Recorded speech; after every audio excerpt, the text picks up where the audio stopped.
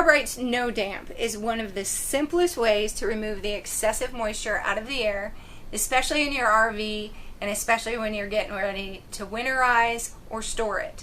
It's that extra moisture in the air that causes all that mildewy smell and those moldy odors, and that's not good.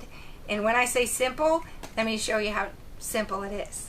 All you have to do is take it out of the box, remove it from the plastic pouch, unfold it, and hang it. Make sure you allow for room on both sides for all the air to circulate around the bag. Make sure you inspect the bag monthly, and when all the white crystals have dissolved, discard the bag while holding it upright and replace it with a new one. This is also great for use if you're storing a boat, you have a basement, laundry rooms, anything with extra moisture in the air.